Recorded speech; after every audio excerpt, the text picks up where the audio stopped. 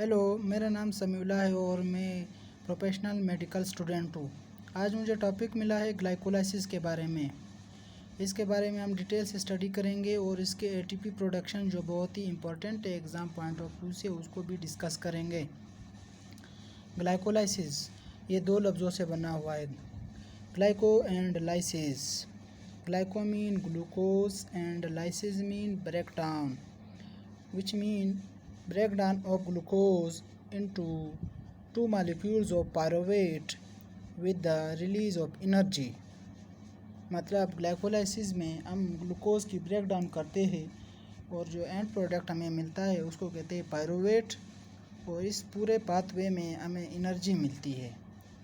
हम ग्लाइकोलाइसिस करते ही एनर्जी के लिए है।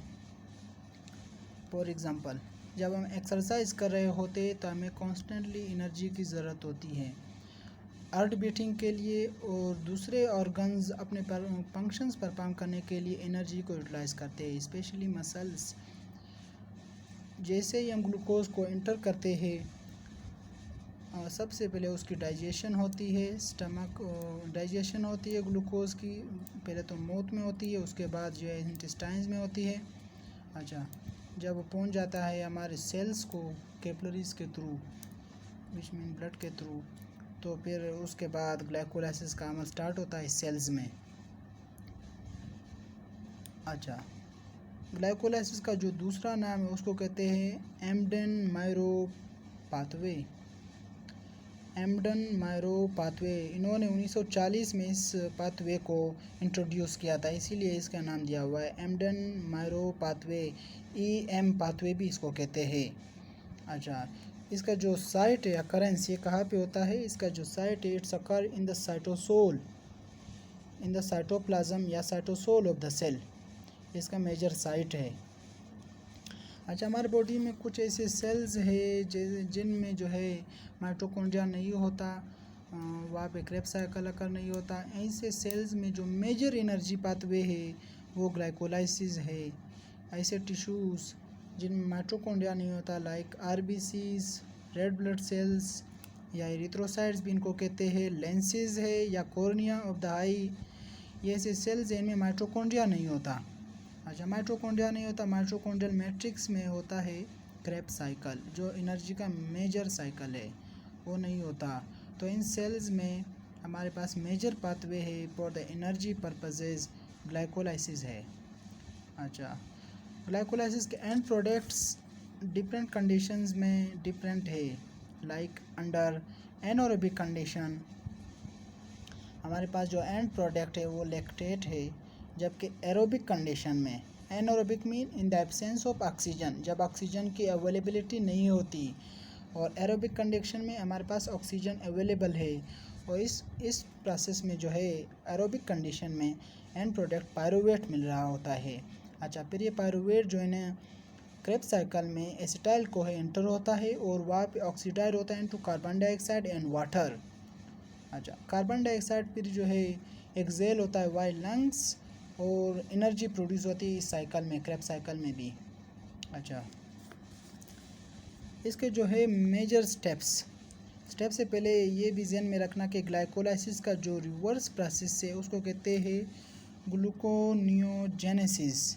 The reverse process of the glycolysis, in the reverse process mean gluconeogenesis, इसमें हम फ्रॉम नॉन कार्बोहाइड्रेट सोर्स से, non carbohydrate source like amino acids like glycerols, fatty acid से हम ग्लूकोज जनरेट कर रहे होते हैं। अच्छा, ये स्टेप उस वक्त होता है जब हमारे ब्लड ग्लूकोज बहुत कम होता है, विच मीन हाइपोग्लाइसीमिक, ब्लड में ग्लूकोज लेवल नॉर्मल से कम हो गया, तो फिर हम हमारे बॉडी में जो फैट्स है या प्रोटीन्स है उसका रिवर्स प्रोसेस करते हैं ग्लाइकोलाइसिस का। और रिवर्स प्रोसेस मीन कि हमें ग्लूकोज जनरेट करना होता है। ग्लाइकोलाइसिस में ग्लूकोज का ब्रेक डाउन हुआ था। अच्छा, ग्लूकोज का ब्रेक डाउन हुआ था ना, और लेकिन ग्लूकोनेजेस में हम ग्लूकोज को जनरेट कर रहे होते उस ब्लड ग्लूकोज जो ब्लड प्लाज्मा ग्लूकोज लेवल को मेंटेन करने के लिए। इसीलिए ये ध्यान में रखना कि ग्लाइकोलाइसिस का रिवर्स प्रोसेस होगा ग्लूकोनियोजेनेसिस। इसके जो है मेजर स्टेप्स पाथवे के। अच्छा, ये भी डिफरेंस है between the glycolysis and Krebs cycle कि ग्लाइकोलाइसिस इज़ ए पाथवे जबकि Krebs cycle is a cyclic, उसमें एक साइकिल होता है like urea cycle, like Krebs cycle, लेकिन पाथवे जो है ना वो अलग चीज़ है। उसमें जो है अब इनिशियल प्रोडक्ट को दोबारा यूटिलाइज नहीं कर सकते, जबकि पाथ साइकिल में हम इनिशियल प्रोडक्ट को अगेन रीयूज़ कर सकते हैं। ठीक है, इसके जो है मेजर 3 स्टेप्स हैं। इसके जो मेजर 3 स्टेप्स है उनमें आता है फर्स्ट स्टेप जो है प्रिपरेटरी फेज, इसको कहते हैं एनर्जी इन्वेस्टिंग पेज, यानी कि हम इस पेज में एनर्जी को यूटिलाइज कर रहे हैं, हम एटीपीज़ को यूटिलाइज करते हैं प्रिपरेटरी पेज में।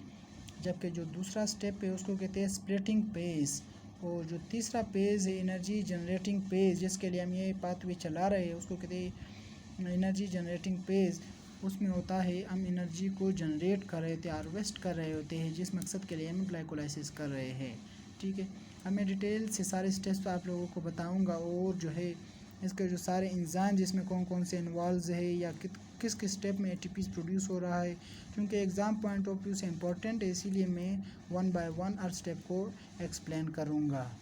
ठीक है, glucose, glucose is a 6 carbon compound. ठीक है, इसमें जो है हमारे पास फंक्शनल ग्रुप है एल्डिहाइड। ग्लूकोज जैसे ही सेल्स के अंदर इंटर हुआ, सबसे पहले वो कन्वर्ट हो जाता है ग्लूकोज 6 फास्फेट में।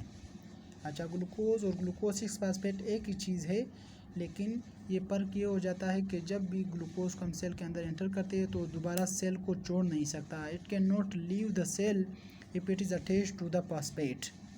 ठीक है, और ये 6 क्यों लिखा हुआ है कि जो ग्लूकोज के 6 कार्बन है, जो 6 पोजीशन पे जो कार्बन है उसके साथ ये फास्फेट अटैच हुआ है। ठीक है, इसीलिए ग्लूकोज 6 फास्फेट इसे कहते हैं। अच्छा, ये स्टेप होता है in the presence of the enzyme hexokinase in the cells. अच्छा, लेकिन अगर ये स्टेप होता है लीवर सेल्स में तो फिर यहाँ पे ग्लूकोकाइनेज होता है। ठीक है, काइनेज जो है हमारे पास एटीपी को यूटिलाइज करता है, एडीपी में कन्वर्ट करता है, और ये एटीपी का जो है फॉस्फेट एटीपी से आया है ग्लूकोज के साथ। ठीक है, यहाँ से अटैच, इधर अटैच हुआ है। ठीक है, और ये खुद हो जाए कन्वर्ट हुआ है एडीपी में, एटीपी खुद कन्वर्ट हुआ है एडीपी में, और यहाँ से जो फास्फेट ये ग्लूकोज के पास चला गया। ठीक है, अब ये ग्लूकोज 6 फास्फेट है। दूसरा स्टेप जो है इसमें है ग्लूकोज 6 फास्फेट को हम कन्वर्ट करते हैं फ्रक्टोज 6 फास्फेट में। अच्छा, इस स्टेप में ये जो है सिर्फ एक ही चीज़ होता है, जो ग्लूकोज है वो फ्रक्टोज में कन्वर्ट हो जाता है, यानी कि आइसोमराइजेशन हुई। Isomerization mean functional group isomerization हुई, मतलब जो ग्लूकोज का एल्डिहाइड ग्रुप था वो चेंज हुआ इनटू कीटो ग्रुप, और ये खुद चेंज हो गया है ग्लूकोज इनटू फ्रक्टोज। ठीक है, सिर्फ आइसोमरेज एंजाइम के प्रेजेंस में ये स्टेप फिर हुआ है, ये आसान सा स्टेप है। अच्छा, फिर फ्रक्टोज 6 फास्फेट जो है कन्वर्ट हो जाता है फ्रक्टोज 1,6 बिस फास्फेट में। यहाँ पे तो एक फास्फेट था 6 पोजीशन पे, यहाँ पे 1 पोजीशन पे भी फास्फेट आ गया है। ठीक है, इसीलिए कहते हैं फ्रक्टोज 1,6 बिस फास्फेट, यानी फ्रक्टोज जो है उसके 6 कार्बन है, पहले कार्बन और छठे कार्बन पर हमारे पास फास्फेट अटैच हुआ है। बिस फास्फेट, इसे बाई फास्फेट हम क्यों नहीं कहेंगे इसे। बिस फास्फेट और बाई फास्फेट में फ़र्क ये होता है कि बाई फास्फेट किसी भी कंपाउंड में कई भी फास्फेट अटैच हो तो उसे बाई कहते हैं, 2 फास्फेट्स। लेकिन बिस फास्फेट का ये है कि अगर फर्स्ट कार्बन और लास्ट कार्बन पे हमारे पास फास्फेट अटैच हो किसी भी कंपाउंड का तो उसको हम कहते हैं बिस। ठीक है, बिस फास्फेट, फ्रक्टोज 1,6 बिस फास्फेट। ठीक है, अच्छा, ये दूसरा फास्फेट फिर कहाँ से आ गया, ये फिर यहाँ पे हमने एटीपीज़ को यूटिलाइज़ किया है, यहाँ से एटीपीज़ का जो है एक फास्फेट जो है आ गया है adenosine triphosphate, itself converts into adenosine diphosphate and the phosphate is attached to the fructose at position 1। ठीक है, पोजीशन 6 पे पहले से अटैच था।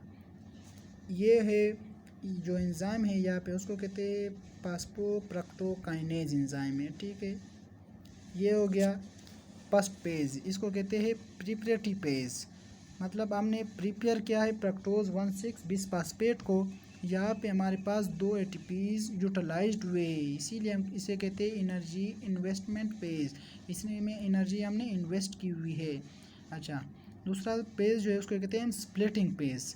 स्प्लिटिंग पेज में क्या होता है कि फ्रक्टोज 1,6 बिस फास्फेट में ये फिर कन्वर्ट हो जाता है हमारे पास जो है दो कंपाउंड्स में इन the presence of aldolase enzyme. एक को कहते हैं डाई हाइड्रोक्सी एसीटोन फास्फेट। अच्छा, हम इसको शॉर्ट टर्म में इस तरह पढ़ते हैं DHAP, ठीक है, DHAP, di hydroxy acetone phosphate, ठीक है। और जो है दूसरा जो बना है इसे ग्लाइसरल्डिहाइड 3 फास्फेट या G3P, ठीक है, G3P भी बोलेंगे हम इसे, ग्लाइसरल्डिहाइड 3 फास्फेट एक ही चीज़ है। हम ये शॉर्ट इसलिए शॉर्ट टर्म यूज़ करेंगे, आगे हमें इसका फ़ायदा होगा, ठीक है, ग्लाइसरल्डिहाइड 3 फास्फेट। अच्छा, DHAP और G3P आपस में भी इंटर कन्वर्टेबल है, ठीक है, in the presence of enzyme, इसको कहते हैं आइसोमरेज एंजाइम है। यहाँ पे भी उसको इन दोनों को कन्वर्ट करा होता है आपस में, ठीक है। आगे जो है दोनों पाथवे, ये जो पाथवे स्प्लिट हुआ है आगे जो है यानी कि DHAP है या फिर ग्लाइसरल्डिहाइड 3 फास्फेट, ये दोनों सेम रन कर रहे होते हैं, आगे कोई फ़र्क नहीं है इनमें, ठीक है, सेम रन कर रहे होते हैं। मैंने दोनों को लिखा हुआ आगे चल के ताकि कोई कंफ्यूजन ना रहे, ठीक है। ग्लाइसरल्डिहाइड 3 फास्फेट चेंज होता है डाई 1,3 बिसफास्फोग्लाइसरेट 1,3 BPG, ठीक है, 1,3 BPG में कन्वर्ट हुआ है, सही है। इस साइड पे भी इसी तरह हुआ है, di hydroxy acetone phosphate convert हुआ है 1,3 BPG में 1,3 बिसफास्फोग्लाइसरेट। अब अच्छा, ये भी वही है, वही उसी तरह से बिस इसलिए कहेंगे कि 1 और 3 ग्लाइसरल्डिहाइड 3 कार्बन कंपाउंड है ना, तो पहले कार्बन को और दरमियान में सेकंड को छोड़कर 3 कार्बन पे फिर फास्फेट अटैच है, ठीक है, इसीलिए हम कहेंगे 1,3 बिसफास्फेट, यानी कि 1 और 3 पोजीशन पे फास्फेट अटैच हैं, ठीक है। आगे सेम कर रहा पाथवे सेम है कर रहा होता है, इसीलिए इतना वो नहीं करेंगे, कंफ्यूज नहीं होंगे आगे दोनों पाथवे में। ये देखो ये चल रहा है डाई हाइड्रोक्सी एसीटोन फास्फेट वाला पाथवे चल रहा है आगे, ये फिर चल रहा है ग्लाइसरल्डिहाइड 3 फास्फेट वाले का पाथवे, ठीक है, यहाँ से देखें इनको मैं यहाँ पे अब आ गए, ठीक है। 1,3 BPG या 1,3 BPG किसी का भी हो, चाहे ग्लाइसरल्डिहाइड 3 फास्फेट का हो या डाई हाइड्रोक्सी एसीटोन फास्फेट का हो, मैं इस एक को लेके चलूँगा आगे, ठीक है, इस एक को लेके चलूँ क्योंकि दूसरा जो है बिल्कुल सेम है, कोई ख़ास डिफरेंस नहीं है, इसीलिए फिर टाइम वेस्ट होने से बचाएंगे हम। 1,3 BPG is change into 3 PG। 3 PG मतलब 3 फास्फोग्लाइसरेट, ग्लाइसरेट के 3rd पोजीशन पे फिर फास्फेट अटैच है, यहाँ से 1st पोजीशन से फास्फेट रिमूव हुआ है और ये फास्फेट गया है ADP के पास, ADP कन्वर्ट हुआ इनटू ATP, ठीक है, ये पहले ATP प्रोड्यूस हुआ है। अच्छा, ये भी ध्यान में रखना कि एक यहाँ पे NADH प्रोड्यूस हुआ है, NADH यहाँ पे प्रोड्यूस हुआ है, इस साइड पे भी एक NADH प्रोड्यूस हुआ है, ठीक है, और यहाँ पे जो है ATP प्रोड्यूस हुआ है, इसको कहते हैं सबस्ट्रेट लेवल फास्फोराइलेशन, मतलब हम साइकिल्स या पाथवे से डायरेक्टली हम ATPs प्रोड्यूस कर रहे हैं, इसीलिए इसको कहते हैं सबस्ट्रेट लेवल फास्फोराइलेशन, ठीक है। 1,3 BPG चेंज 3 PG मतलब 3 फास्फोग्लाइसरेट काइनेज एंजाइम में। अच्छा, फिर 3 PG चेंज इनटू 2 PG।